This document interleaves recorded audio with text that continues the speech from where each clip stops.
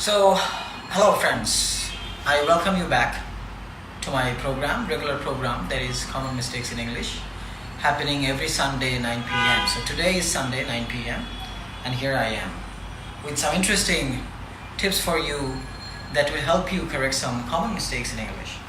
So, those who will be joining new today, now or later, basically many people watch my program after the live is over time. So those who will be watching my program should know that you are right now on my official page, Sayyid Wasim, and I'm a professional trainer of English running a language institute called Center for Innovative Language Learning, CIL in short, and I also have a YouTube channel with the same name, CIL, CILL-BD. CIL BD is the channel name on YouTube, where you can get free video lessons. My mode of lecture will be in English, of course, because as I said, I have some foreigner audiences and they will be joining now or later, so for them the whole discussion will be in English. But if you have any questions, you can ask me in Bangla, I will respond. So my first point of discussion here today is that, of course, as I said, common mistakes in English. So it will be a common mistake. For example, sometimes we mix up the use of present perfect and past simple tenses. For example, I have visited the Statue of Liberty in 2010. It's a wrong sentence. Or even if you say I have done my MA in 2009, that will be a wrong sentence. Why is it wrong? Although many speakers tend to use this kind of sentences in present perfect, but please note that when you refer to a specific time in the past, you cannot use any present perfect tense.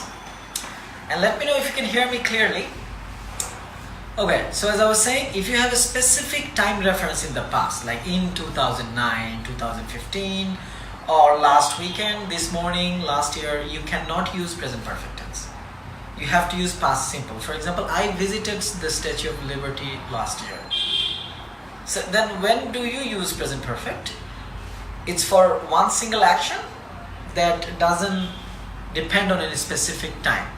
Like the action started in the past, it is still probably now or not, doesn't matter, but you cannot use any past time reference. For example, I have seen the Statue of Liberty.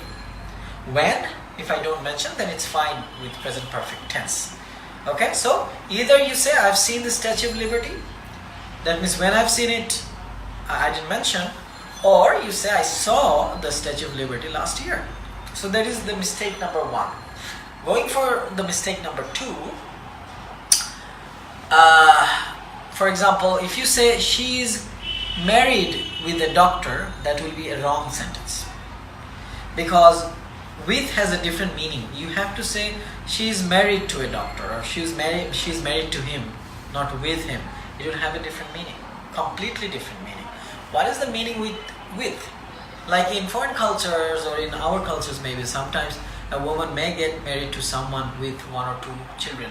So in that case, you can say she is married with two children.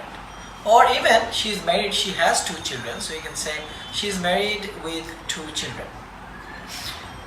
Now some people might be wondering, why would I say she is married with two children? Since she has two children, she must be married.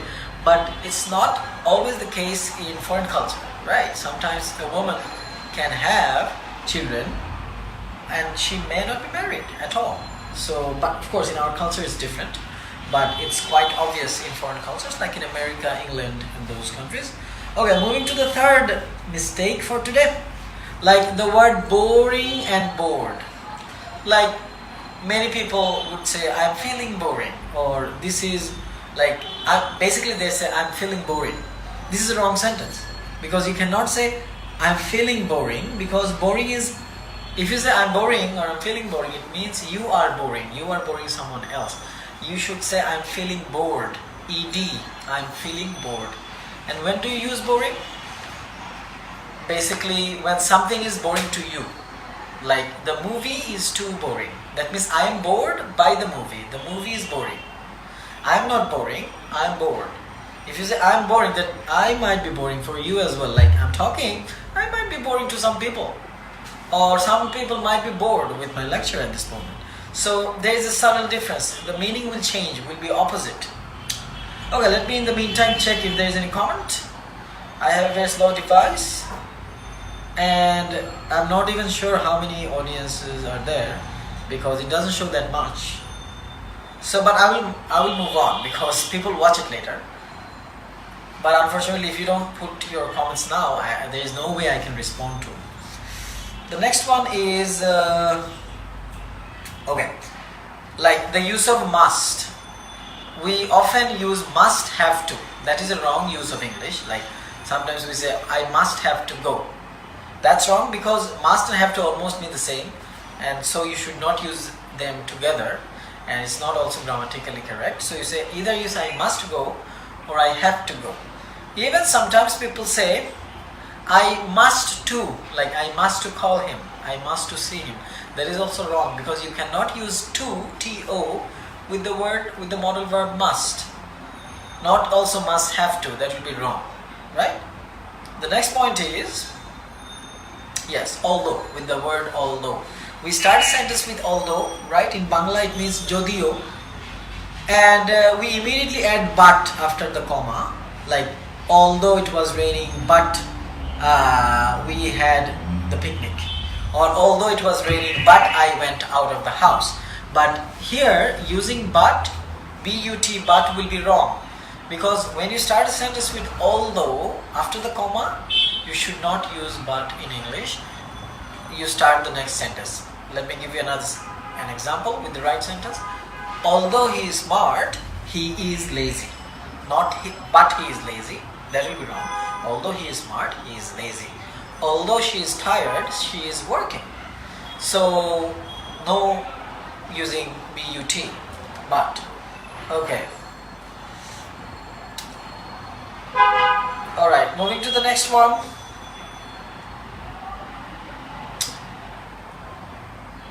Okay. I've been in and I've been to. There is a common confusion between the two words, or in and to, two prepositions, but they have two different meanings. When you say I have been to England, that will mean I have visited England as a tourist. And when you say I've been in England, it will mean I have lived there for some time as a resident. So there is a big difference between the two. I repeat, when you say I have been to England, it will mean I have visited England. When you say I've been in England, it will mean I have lived there for some time. Let me see if there is any audience or any comments. But you can put your comments later. As I said, I will try to respond to your questions or queries by typing or something. But it's best to ask directly so I can give direct answers. Okay, let's move to one or two more common mistakes in English. For example, with the food, there are some adjectives that we can use. For example, good food, tasty food, hygienic food, but you cannot say well food. Food cannot be well. Although we see this name in Bangladesh probably, well food, but food cannot be well. A person can be well if they are ill, they can be well later, they can recover from it later. Or my English may be well, right? Or may be good as well. I can feel well, but no, food can be well. So well food is a wrong word, my friends. Tasty food, good food, hygienic food, delicious food, these are the words that should go with the word food. But well food, that's a ridiculous term to use with the word food. Alright, next one. Okay, like enough, with the word enough. If you say the house is not enough big, that will be a wrong sentence. The house isn't or is not big enough. Not enough big. The house isn't big enough. And with the word house, don't say house. Za sound is wrong. House, sa, should be pronounced there. Similarly, mouse, not mouse. Right, louse, not louse. Even there are some other words, moving to some pronunciation of some words, that is the last part of today's discussion. For example, the word grease, like that is used in cars, machines, we say grease. That is wrong. It is pronounced grease. Even the word L-O-O-S-E, that is loose, not lose. If you say L-O-S-E, then lose, fine. But L-O-O-S-E, that will be loose, I repeat. Okay, similarly, close. Of course, the word close, C-L-O-S-E, it can be pronounced in two ways, but they will be two different words. When you use close as a verb, it can be close, za. When you use it as an adjective, the shop is close, or he is close, he is a close friend of mine, it is close. When it is verb, it is close, za.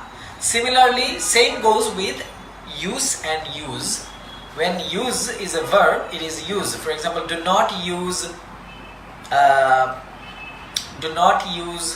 lights while I sleep. Do not use lights. But if you say use as a noun, there is no use, you can say, or you don't have any use here, or the pen doesn't have any use.